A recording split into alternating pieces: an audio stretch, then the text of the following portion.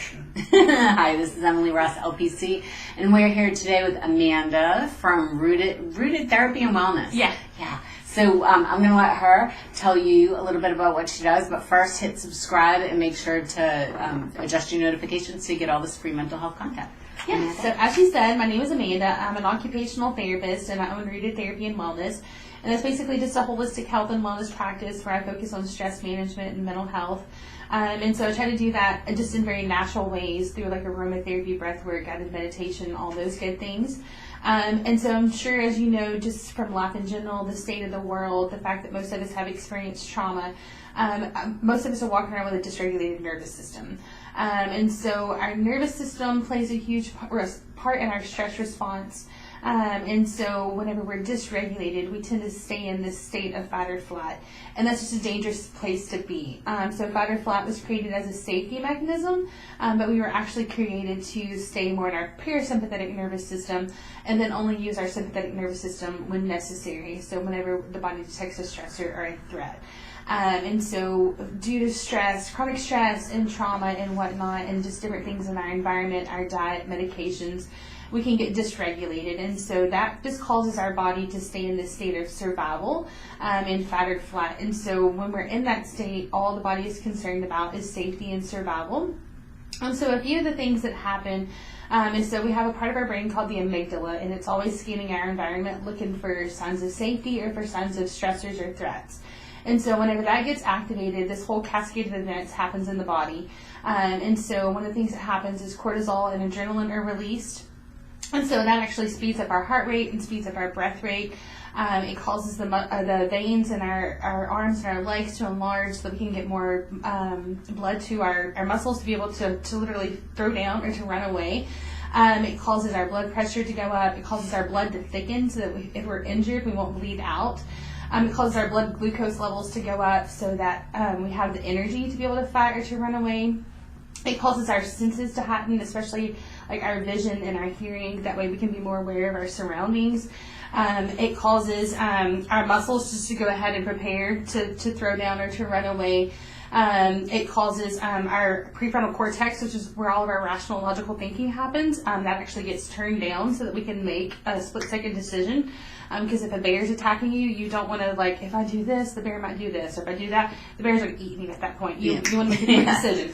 And so there's this whole cascade of events that happens so that we can stay safe and alive. But that's supposed to be a very short-lived experience. And so when we hang out there, that's just dangerous. That's where a lot of just dysfunction and illness and disease starts to manifest. And so if we think about all those things that we just talked about, if our heart rate stays faster, if our blood stays thicker, if our blood pressure stays up, that increases our risk for stroke and heart attack. If our blood glucose levels stay up, then that can cause metabolic issues like diabetes or insulin resistance. When our muscles constantly stay activated, ready to throw down or run away, then that can cause a lot of tension. That also consumes a lot of energy, so that can result in fatigue. Whenever our prefrontal cortex stays turned down, then that can also just cause brain fog. Like sometimes it's like, why couldn't I think of a better? Poor memory. Like, why couldn't I think of a better reason? It's like literally your brain could not think of those. One of the things that also happens in a stress response is the things that we don't need for survival get turned down. So our digestion, our immune system, our sexual function. And so when that thing's turned off, then eventually our immune system doesn't function the way it's supposed to. We end up with gastrointestinal issues, sexual dysfunction, those kind of things. And so in order to get the body back to a state of optimal functioning and to a place where it can heal, we need to get back into that parasympathetic nervous system. So everybody has a window of tolerance. And so what should happen is we should be cruising along in our parasympathetic state. The amygdala should detect a stress or a threat that activates that sympathetic nervous system, our fight or flight. We should be able to deal with it and then come back out of it and then kind of cruise along. But what happens is chronic stress and trauma, we end up with a more narrow window of tolerance. And so when that gets activated, we kind of shoot out of it and get stuck there. So we want to be able to heal and regulate the nervous system. And as we do that, we can actually expand that window of tolerance. And ultimately, that increases our resiliency and our capacity for life. That sounds wonderful. Yeah. And so one of the huge key players in that is our vagus nerve. And so our vagus nerve is our 10th cranial nerve. And so it starts in our brainstem and goes to our pelvic floor. and it plays a huge part in our autonomic nervous system, which is where our stress response comes from, but also the things that happen automatically that we don't think about. So your swallowing, your heart rate, your digestion, all those good things. And the good news is we can actually strengthen our vagus nerve. And the higher our vagal tone, or the better the vagus nerve works, then the better the stress response works. So a few easy ways to tap into that. Our easiest access point is through our ears. So we have this bony prominence behind our ears called the mastoid process. Mm-hmm. So you can just gently massage that. We were laughing about this before because I've been just a lot lately. You know, I've been doing a lot of healing for y'all as this guinea pig for all of these different practices, but I've been rubbing here in the inside of my ear a lot. So it's like my body knew that I needed. Yeah, just self-regulation. Yeah, my body knew I needed the help to calm it down. So even just, and like you said, sticking your fingers inside your ear and just gently massaging around or pulling on your earlobes, that helps to activate it. The same concept with music, because music causes vibration in the ear, then that will activate that vagus nerve. Our vagus nerve also runs behind our vocal cords, so anything that stimulates vibration in the throat, so humming, singing, gargling, those kind of things. It innervates our diaphragm. And you're not going to make me sing then. That would not. Matthew, do you want to sing? You can do. I did the ear. Will you sing so that we can? He's like not. I wish you could see his face. We have to like cut to his face sometime because he's just like unaffected. Like I'm not going to do that. I'm not even answering out loud. Also, because it innervates our diaphragm, just practicing belly breathing, so taking deep, full breaths all the way in and all the way out. So nothing with that stress response, because it speeds up our breath rate, and we stay in that fight or flight. Most of us are hyperventilating, and we don't even realize it. Right. So we're not getting enough of the good stuff in, we're not getting enough of the bad stuff out, but that rapid, shallow breathing also is a signal to our brain that something is a threat. And so you're sending that loop back it's just around. a feedback loop, and so we just keep ourselves stuck in that fight or flight. And so just taking deep, full breaths in and out will activate that. Also, just any kind of movement. So it doesn't have to be anything big or strenuous or time-consuming. So just going for a walk or just doing some gentle stretching will help to do that. Being in nature, so nature is our optimal sensory environment, from the sights, the sounds, the colors, the smells, the textures, all the things. It's just very healing and soothing to the nervous system. Doing anything for pleasure, so things that bring your soul joy and pleasure is like so a soothing. Dopamine hit. It is. Is that what it is? Yes, exactly. Yeah, you're trying to hit that dopamine. Yeah, you get that dopamine hit, you activate that vagus nerve, and it's just very soothing to the nervous system, so it's easier to get back to that parasympathetic response. Also, oh gosh, my brain just left me. And so just being around people that you enjoy being around, enjoy being the key word. So being around people that bring you a sense of peace and safety. So basically that's called co-regulation. So that's our nervous system syncing with one another. So I'm sure you've noticed it if you walk into a space and you're just like, oof, like you can feel the tension. It's uncomfortable. Yeah. Basically, your nervous system is picking up on someone else who is dysregulated. And so that's just kind of a trigger to you, like something's not right here.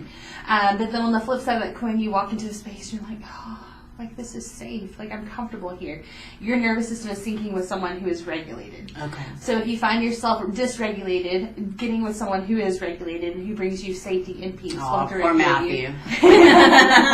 He's definitely. I say that to him. I come home from work sometimes and it's been a really hard day. Yeah. And like I just need a hug, and like literally that's all it takes. And yes. And he's like, well, can I do anything? And I'm like, no, you just did. I never knew what it was. Yeah.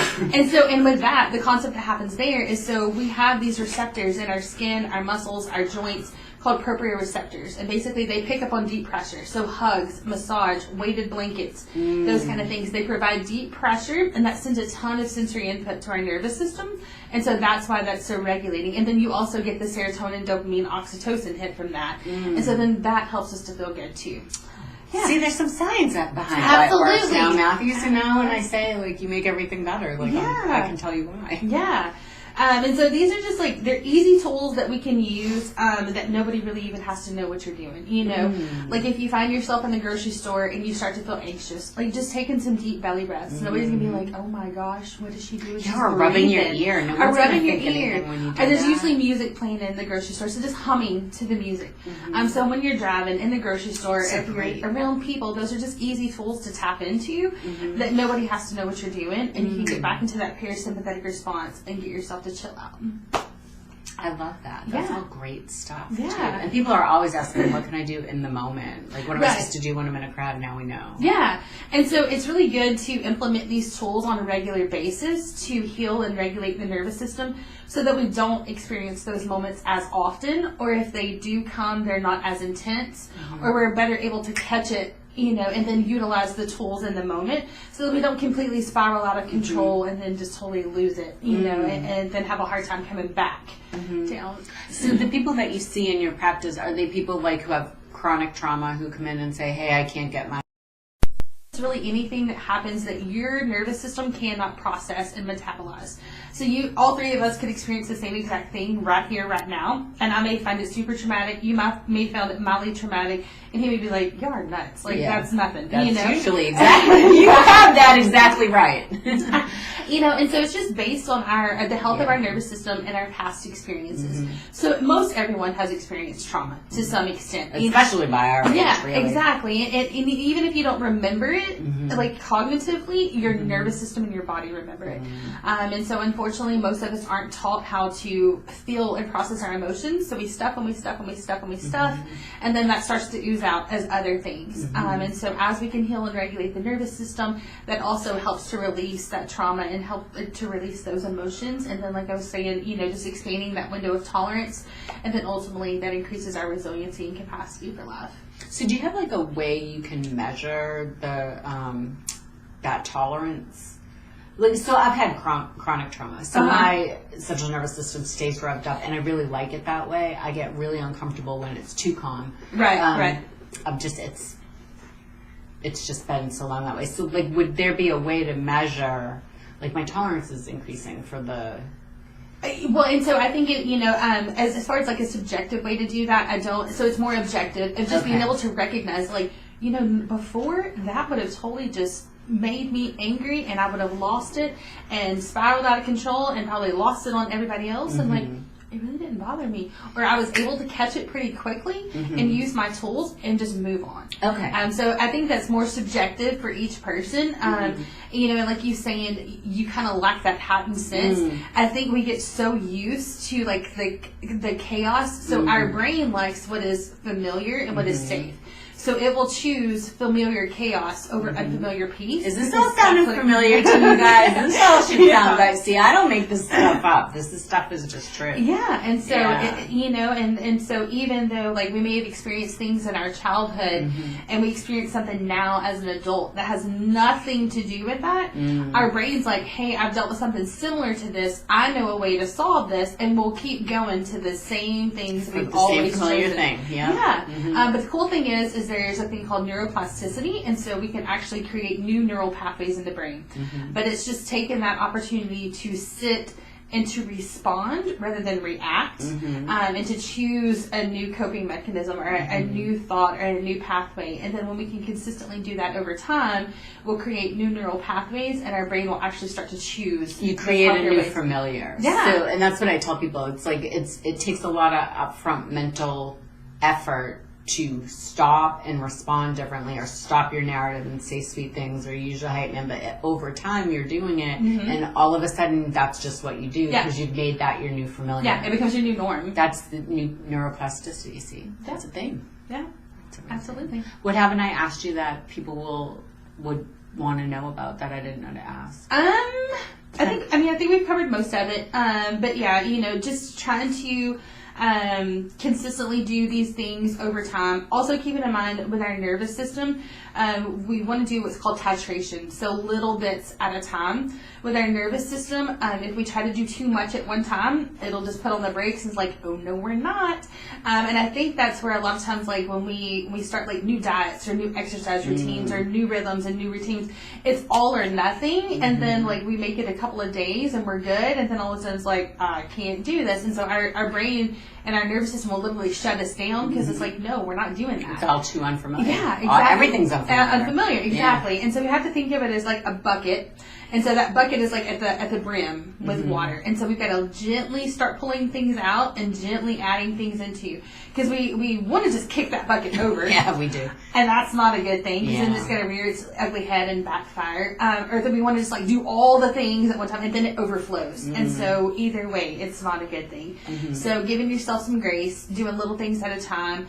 Maybe doing some trial and error, experimenting with some of these things, because what I enjoy you may not enjoy, or what works well for me may not work well for you. See, I say that too. You've got to make yourself a social science experiment and try new things. And what works well in this season may not work well in the next season, and so you may have to go through that process again of just like figuring out what works now. Yeah. So tell me about the grabbing thing, because the squeezing. So that's the same thing. concept with like the hugs, the massage, the weighted blankets, those. So it's just proprioceptive input. So we're just basically just squeezing. Does it matter? You just anywhere? Just squeezing. So I'll do my arms. You can even like squeeze your head. You can put some deep pressure from your head down into your neck. So you don't want to do anything hard, but just gently putting your arms up there. That sends some downward input through your spine. And then even going down your legs, you can kind of squeeze yourself using both sides of the body. Yeah, I like that better than the tap and feel.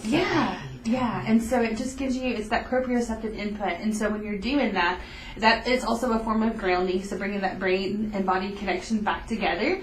But then also just sending a ton of sensory input to the nervous system, and then also it helps release the oxytocin, dopamine, serotonin, and so then that just helps us to feel good in general. Right. Yeah. So, do you ever find people who don't like those weighted blankets? Like, I would say most people respond well to them, and not everyone does. I think one of the problems with it too is it became like a fad. And so everybody went out and bought these weighted blankets. The thing is I think if we do too much, it can also be a bad thing. So it's kind of the same concept. It's like kicking the bucket. Yeah, with the bucket. And so with a weighted blanket, you only want to do 10% of your body weight. Oh, that's important. Yeah. I did not know that. Yeah, so somebody, like you have a 120-pound person going to buy like a 60-pound blanket, like that's too much. And so it may be overstimulating or do the opposite effect of what we're looking for. Yeah. And it like literally panicked me, and I was like, everything that's supposed to work just makes it work. And so that's probably why. It was probably too much weight for your body, and then your nervous system was like, it's too much. Oh, and that's so funny, because I saw that there was different pound weight, and I was like, I'll just pick this one. It never occurred to me. Yeah, my frontal cortex doesn't pay attention. No. It never occurred to me like, oh, there's probably a reason why. Yeah. There's different sizes. I thought it was like the more traumatized you were, the more weight you need. Yeah, the more weight. Yeah. That's not right, just so you know. Right, yeah, and every person is different. So, like, I don't have a weighted blanket, but on my couch I have some, like, down feather pillows that are kind of weighted. So I'll go lay on the couch and literally, like, put them from my head to my feet. And that is just enough pressure to kind of like, okay. And that's another thing too to recognize. So whenever you're doing like the breath work or massaging your ears or the squeezing or whatnot, whenever you have that, that's your parasympathetic nervous system kicking in. That's how I know of, like I'm done. Yeah, okay. Yeah. So either a sigh or a yawn or just. He sighs all the time. And I was like, what are you doing? He's like, I don't know. I'm resetting my center. You really are. Yeah. You weren't just making that up. Yeah. Oh, of course I'm not making that Wow. Yeah. You have to get on the sun and say it, because they can't hear you unless you're on the sun. Right? Tell them. They can hear me fine. No, tell them you want to. They wonder what you look like. They'll see me. Okay. When I edit this video together. You're gonna put a picture of you? When y'all start talking to me. So, is there ways to eat for the vagus nerve? I've heard a lot about it, but not a lot about it. If you know what I mean. So just eating whole foods in general. I think with our American diet, it's a lot of processed foods, sugar, dairy, gluten, alcohol. those foods are very inflammatory. And so not only do they just cause inflammation in general, but they're very inflammatory to the nervous system. So eating a whole foods diet, trying to reduce or eliminate those things as much as possible, but then also making sure you're eating good, healthy fats. So I think we've been conditioned that fat is so bad. Now there are fats that are bad, so you don't want to eat a lot of fried food, ice cream, those kind of things. Probably not my Reese's Or your Reese's. But eating foods like avocados, nuts, using like coconut oil, those kind of things. It's supplemented with healthy fats. It's basically like lubricating our nervous system. And so helping to reduce that inflammation and then supporting it with healthy fat can be huge. Okay. And so when somebody goes to schedule an appointment with you, they just contact your office or go on your website? How do we? Yeah, so they can either go to my website. There's a spot on there. So I always start with a consultation call. I always want to, get a feel for what people are looking for, make sure I explain in detail what I do, talk about the entire process, make sure we're a good fit. Because I also think in the healing process, you're called to heal certain people, I'm called to heal certain people. And if we're not a good fit, then it's just, I don't want people to waste their time and their money. So always make sure of that. And then by law, I have to do an initial evaluation. So I'll have them come in, I'll look at past medical history, current lifestyle, mental health, dreams, goals, aspirations. And then together we come up with some treatment goals to work on. And then with the treatment sessions, they're half education oriented and half practical application. So I'm the type of person, if you're going to tell me to do something, I want to know why. Like I was that kid. Like, why? Yeah. But I also think when we have a better understanding of our nervous system, the stress response, trauma, emotions, attachment theory, all those kind of things, then we have a better understanding of like, okay, well then this explains why I'm taking what I take, and so I have to let people make that decision on their own. I'm not looking to make long-term clients. I want to equip people with knowledge, tools, and resources so that we can heal the nervous system and so that we can move forward and then they have the tools to move forward. And So when something else happens in life or another. Yeah, because life is going to happen. Right. It's inevitable, but then that way you have the tools and like, okay, I've been here before, I know what to do. Yeah, I remember if I do this, it's going to help me calm down. Yeah, that's perfect. I love it. Yeah. That's wonderful. Well, thank you so much for Thank being you here. for Thank you having for me. watching Emily Ross LPC. And if you have your questions for Amanda, please put them in the comments and we'll get Amanda connected to you and you connected to Amanda. Yeah. And hit subscribe and don't forget to adjust your notifications to get all this free mental health content. Thanks, y'all. Now to you.